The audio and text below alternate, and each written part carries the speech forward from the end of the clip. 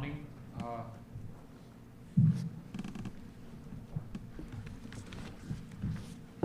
Good morning, friends. It's a great pleasure for us to have the Honorable External Affairs Minister of India, Dr. Jaishankar, with us for this brief press introduction. We'll start with Ian making brief opening remarks. We will thereafter open to a brief set of questions. Before asking your question, would suggest if you could please identify yourself and the organization that you represent, and we could then take your questions. Sir, you. Very good morning to all of you. Is it better? Yeah.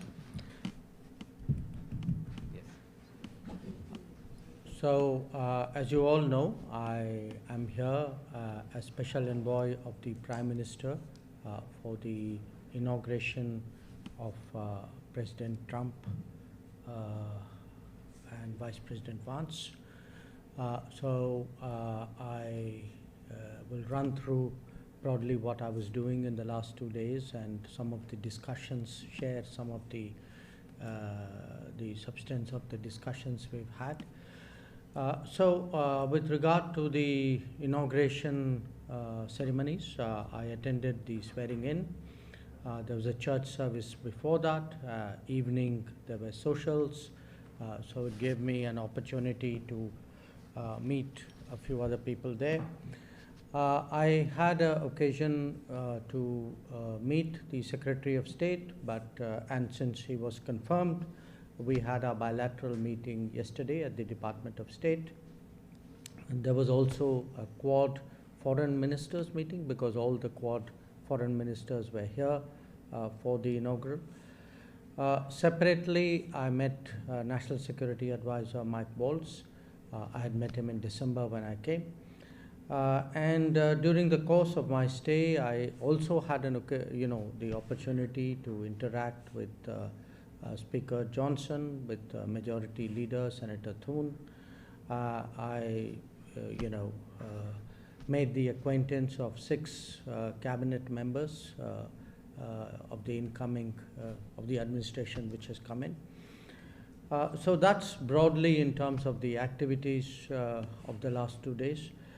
If I were to share my overall impressions, I would say one, it was very clear that the Trump administration was keen to have India present at the inaugural itself, and they're clearly prioritizing the bilateral relationship.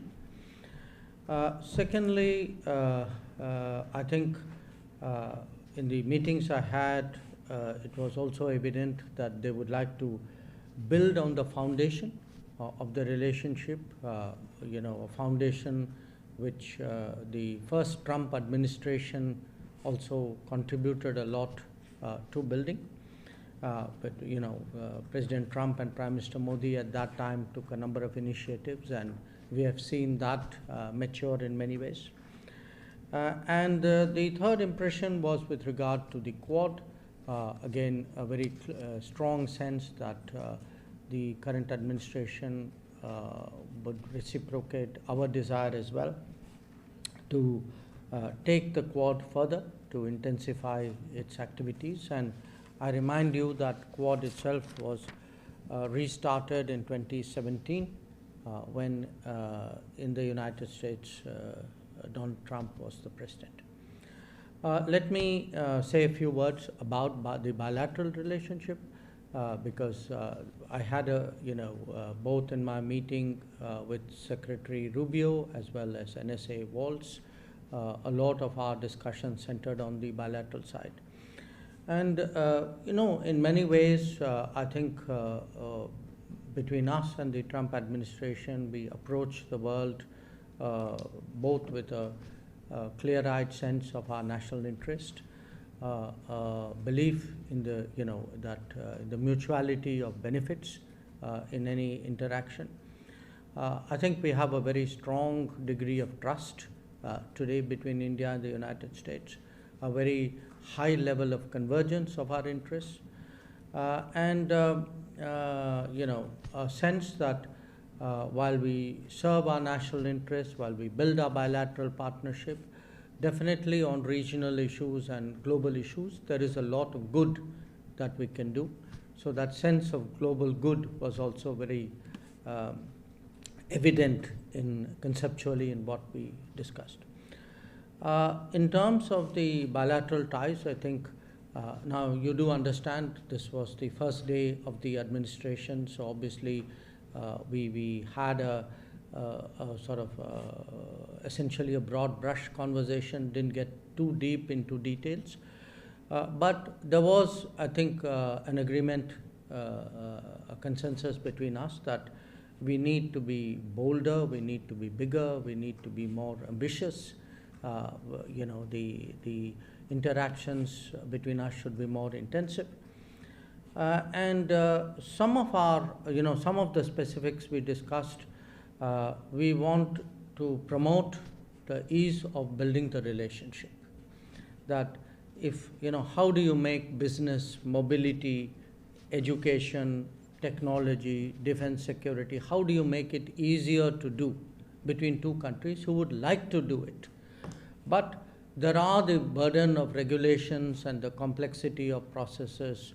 So I did see understanding and a recognition that we need to make this process much smoother than it has in the past, so that it actually enables us to achieve our shared objective, really, of this bolder, bigger, more ambitious relationship.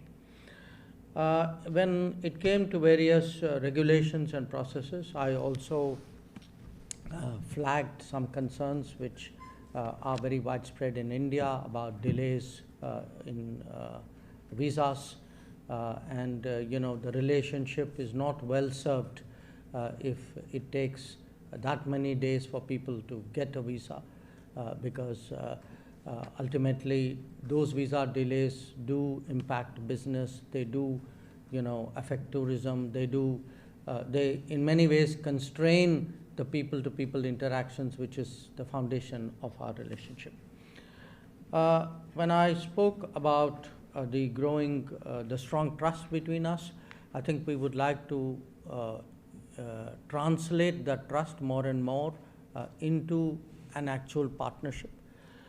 So whether it's technology, whether it's an industrial partnerships, education, defense, security, really we are open in all domains. I think today the enthusiasm and the levels of comfort are very strong between India and the United States. So it was really a question, we were competing with each other to say, look, how much faster, how much further we can take this relationship, and how best we can do that. Just want to say a few words about the Quad as well, and then I'd be happy to respond to any questions or comments you have. For Secretary Rubio and Foreign Minister Iwaya of Japan, this was the first Quad meeting that they were attending. Minister Wong, Penny Wong, and I had done quite a few before. So in a way, it was a sort of a stock taking of the Quad. So each one of us came in with, where we thought we were. But there was a very, I would say, animated exchange of ideas. The sentiment in the room was very much that, Quad is a collaborative activity. And therefore, it's important to continuously refresh it, to keep doing more and more, to keep adding substance.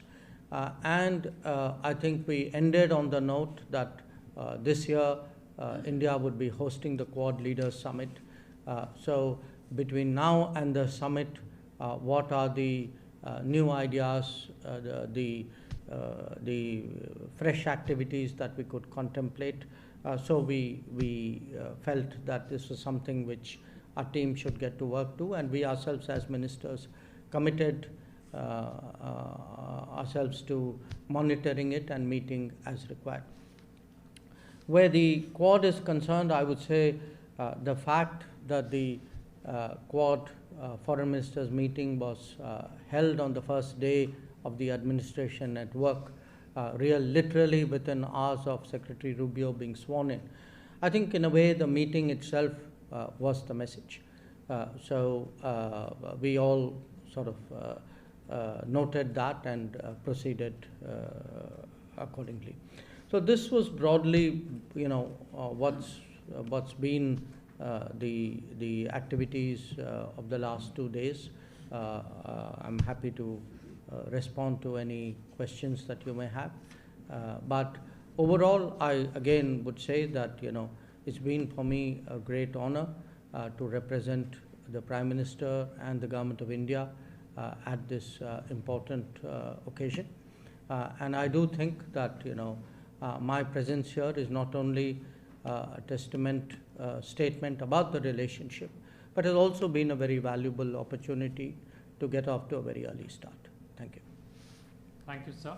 We'll now take 2 to 3 sets of questions. We'll start with the first. Saurabh, Yashwant, Lalit. Minister, welcome to DC and a belated happy birthday to you. Thank you. Minister, you spoke about the trust. If you could please identify. Yeah, Saurabh Shukla from News Mobile. Minister, you spoke about the trust in the relationship, and that was clearly visible in the manner in which the US side accorded red carpet welcome to you for this inaugural.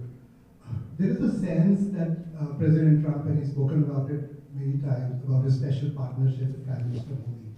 How soon do you see a summit meeting happening between President Trump and Prime Minister Modi, and what agenda is in the works for that? Okay, sure. Yashwant. Thank you so much for doing this to me. Yashwant Raj for IANS. I had the same question as Saurabh, but I wanted to ask you if you could confirm or deny a Reuters report that the two leaders could be meeting next month, or at least attempts are on to get them to meet next month. And two, in the State Department readout of your meeting with Secretary Rubio, it said Secretary Rubio raised something called irregular migration. I was wondering if that was another phrase for illegal people, Indians coming in illegally through the southern border of the country. Thank you. Lalit. Lalit Shah from Media Investors Division. Just follow up on what Yashwant said. There's news report coming out of India that India is working with the Trump administration to deport around 18,000 undocumented Indians. Can you confirm that? What kind of, who told who's only deported from the US? And secondly, did any one of those officials of the Trump administration raise the issue which were the roadblocks in the relationship, the court cases that are going on about some Indian officials and Indian businessmen? Sorry, about? The court cases that are going on about Indian officials, former Indian officials, and the Indian businessmen. Oh, okay. The first question, observation, Saurabh, yes, I definitely, as someone who's been involved in the relationship for many, many decades, I would say that the levels of trust are very high, and not just because, in a way, the trust is a more systemic sentiment. I would also say there's a very visible chemistry between Prime Minister Modi and President Trump, and that also, in a sense, percolates through the system and reinforces that comfort and trust that you have referred to. So there was a very visible appetite to, get this relationship moving, to do more, to raise the bar, set bigger goals. So that was the sort of feeling in the room. Now, in terms of your query about and what Yashwant also raised about possible meeting between the leadership, between the Prime Minister and the President. Look, I mean, the administration has just come in.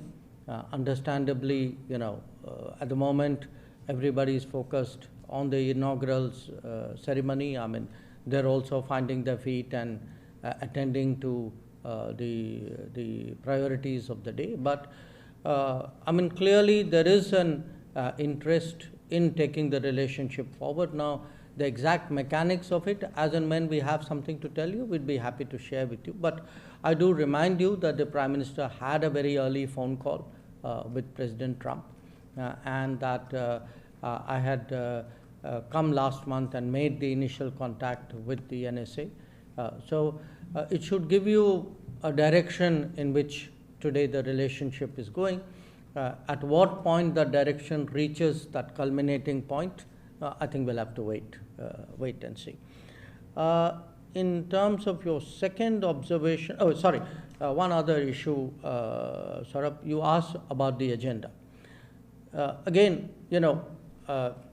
there are these broad subjects, let us say defense and security, or skills and education, or technology. But within that, I think there's a lot of latitude, there's a lot of unexploited space. There are new things to do, but there's also the challenge of how do we do the regular things better than we were doing. So I think there was a openness to look at a lot of this, especially, some of our concerns about process issues, delays. I think there was a very positive response, because that's also the outlook of the administration as a whole, that, how do we make governance more efficient and effective. So if you have in the two countries really two leaders who are very focused on effectiveness and the quality and the speed of governance, efficiency of governance, naturally that is something which also percolates into the relationship as well.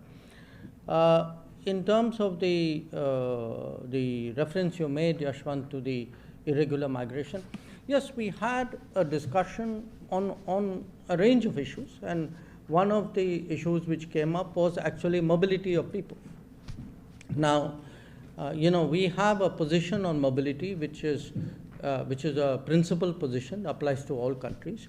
As a government, we obviously are very much supportive of legal mobility, because we do believe in a global workplace.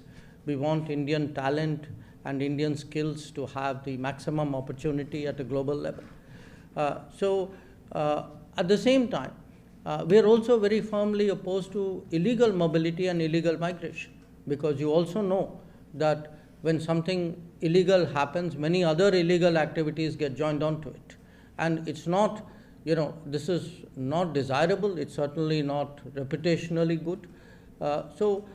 We have, with every country, and the US is no exception, we have always taken the view that if there are any of our citizens who are not here legally, if we are sure that they are our citizens, we have always been open to their legitimate return to India. So it's not a position unique to the United States.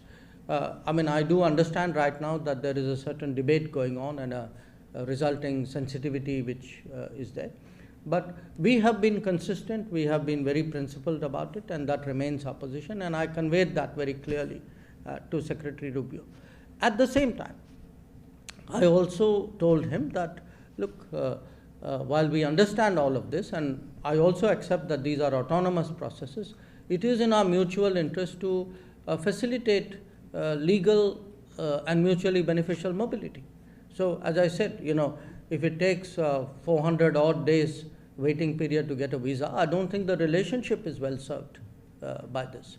So I think he also noted that point. So let us see how we take that forward. But while I've seen some numbers, and I'm moving now to Lalit's question here, I've seen some numbers. I caution you about them, because for us, a number is operative when we can actually validate the fact that an individual concerned is of Indian origin.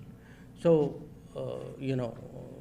we'll have to see sort of really how that goes, because it has, as I said, the basis of their stay or not able to stay, and the fact that at our end we have to verify that they are indeed Indians, because naturally there are sensitivities involved there as well.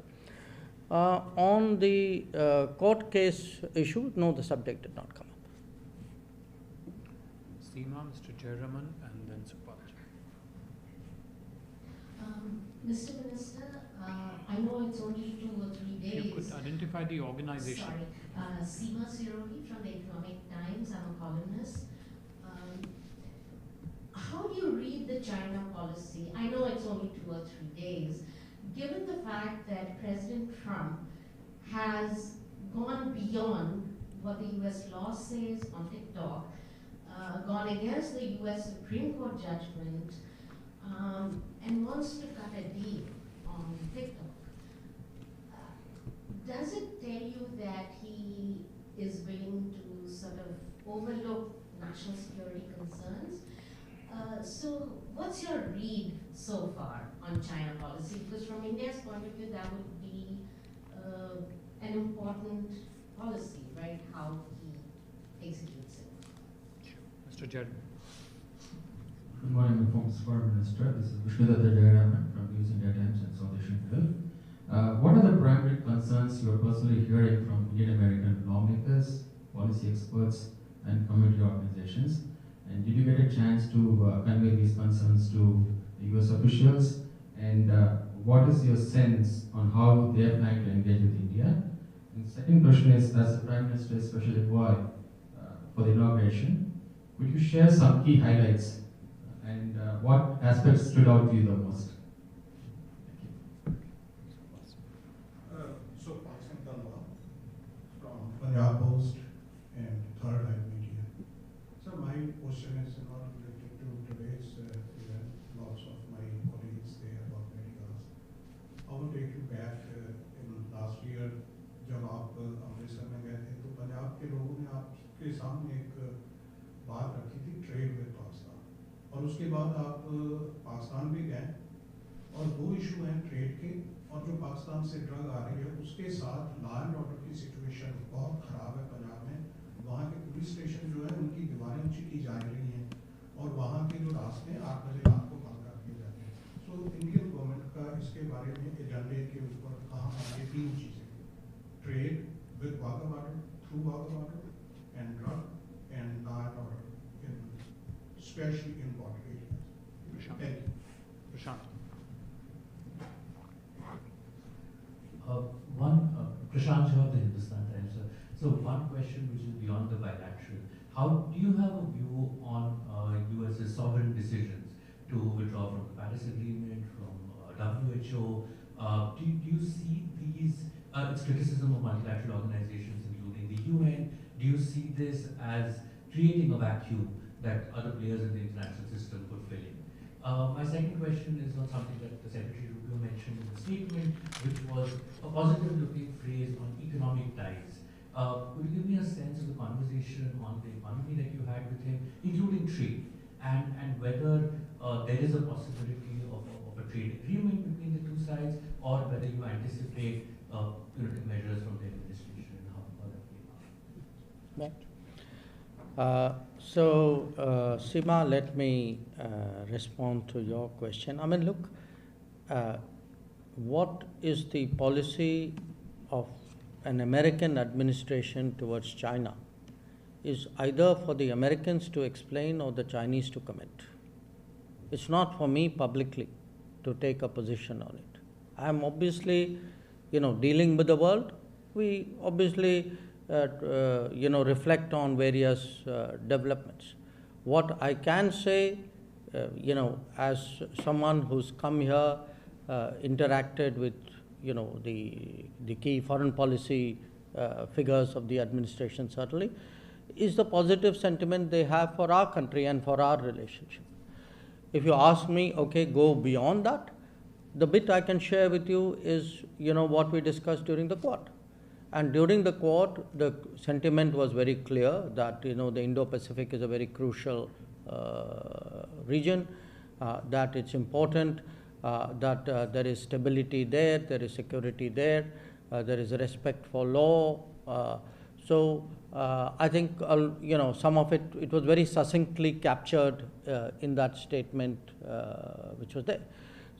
But beyond that, another bilateral relationship for me to comment publicly, I don't think really would be appropriate. regarding Mr. Jayaraman, your question about Indo-American lawmakers, I did encounter, I sort of bumped into Mr. Thanedar at the inaugural ceremony. I think I saw Ami Bera at a distance, but I didn't really have an opportunity because,